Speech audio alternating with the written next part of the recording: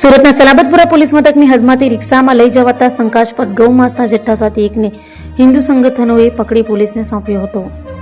સુરતમાં વારંવાર શંકાસ્પદ ગૌમાંસનો જથ્થો હિન્દુ સંગઠનો પકડી પોલીસને સોંપે છે, ત્યારે સલાબતપુરા પોલીસ મથકની હદમાં રિક્ષામાં લઈ જવાતા શંકાસ્પદ ગૌમાંસ સાથે એકને હિન્દુ સંગઠનોએ પકડી પાડ્યો હતો. હિન્દુ સંગઠનોએ બાતમીના આધારે વોચ ગોઠવી રિક્ષામાં શંકાસ્પદ ગૌમાંસનો જથ્થો લઈ જનારને પકડી પાડી તેનો કબજો સલાબતપુરા પોલીસને સોંપ્યો હતો.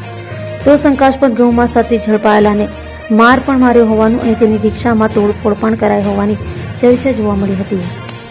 आज गौ माता के सम्मान में जब पूरा समाज कलेक्टर ऑफिस के आवेदन पत्र देने जा रहा है, उसी दिन सलावतपुरा विस्तार में कार्यकर्ताओं के द्वारा इतनी बड़ी मात्रा में गौ मांस पकड़ा जा रहा है. इतना सख्त कानून, इतनी अच्छी व्यवस्था गृह मंत्री द्वारा इतनी बार बार आवेदन किया जा रहा है, उसके बावजूद इनकी हिम्मत बढ़ती जा रही है.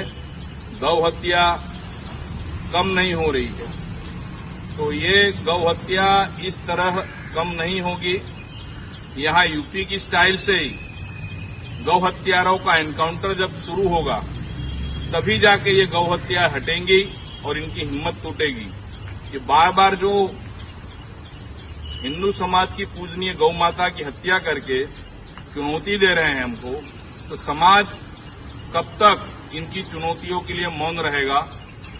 और इन घटनाओं से अगर समाज आक्रोशित होकर कोई खराब कदम न उठा ले, अनुरोध है सरकार से, सभी से कि इसके ऊपर सख्त कार्रवाई करें.